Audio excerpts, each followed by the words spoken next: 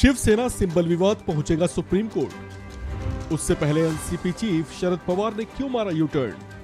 पवार ने सिंबल विवाद से क्यों झाड़ लिया पल्ला? शिवसेना में उद्धव खेमे और एकनाथ शिंदे खेमे के बीच चली लंबी खींचतान के बाद आखिरकार पार्टी का नाम और उसकी पहचान तीर धनुष का निशान एकनाथ शिंदे गुट को मिल चुका है। इलेक्शन कमीशन के इस फरमान के बाद से ही उद्धव गुट खेमे में मायूसी देखी जा रही है। बताया जा रहा है कि ये विवाद अब सुप्रीम कोर्ट पहुंचेगा और अब वहीं सुलझाया भी जाएगा।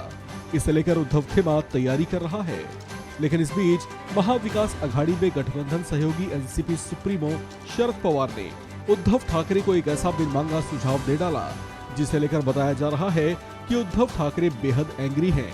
दरअसल शरद पवार ने उद्धव ठाकरे खेमे से पार्टी का नाम और निशान छिन जाने के बाद उपजे असंतोष पर कहा था कि उद्धव ठाकरे को पार्टी सिंबल तीर कमान गंवा देने से उनकी पार्टी पर इसका कोई असर नहीं होगा, क्योंकि जनता उनके साथ है और उनके नए चिन्ह को भी स्वीकार करेगी। यानी उन्होंने एक तरह से उद्धव ठाकरे को शिवसेना के पार्टी सिंबल पर दावे से पीछे हटने का सुझाव दिया था। पवार ने कहा था कि इंदिरा गांधी के नेतृत्व वाली कांग्रेस ने 1978 में नया चुनाव चिन्ह अपनाया था, लेकिन इसका पार्टी पर कोई असर नहीं हुआ। एनसीपी चीफ ने ठाकरे समूह को सलाह दी थी कि एक बार फैसला हो जाने के बाद कोई चर्चा नहीं हो सकती है, इसे स्वीकार करें, एक नया चुनाव चिन्ह लें, इसका कोई प्रभाव नहीं पड़ने वाला। उन्होंने याद दिलाया कि आपातकाल के बाद इंदिरा गांधी को भी ऐसा ही स्थिति का सामना करना पड़ा था। अपने ऐसे बयान के बाद शरद पवार चर्चाओं में भी आए थे, लेकिन अब अचानक एनसीपी चीफ शरद पवार ने अपने पिछले बयान से यू टर्न ले लिया है। शिवसेना के चुनावी सिंबल और नाम को लेकर जारी विवाद से पवार ने खुद को अलग कर लिया।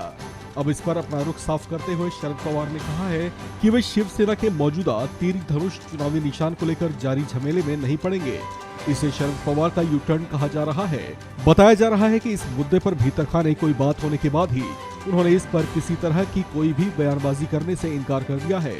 आपको बता दें कि उद्धव ठाकरे के हाथ से शिवसेना की कमान, उसका नाम और चुनाव चिन्ह छिनने के बाद भी एकनाथ शिंदे शांत बैठने वाले नहीं हैं। शिवसेना को लेकर चुनाव आयोग के फैसले को कायम करने के लिए वह हर एक चाल चल रहे हैं जो उनके लिए जरूरी है।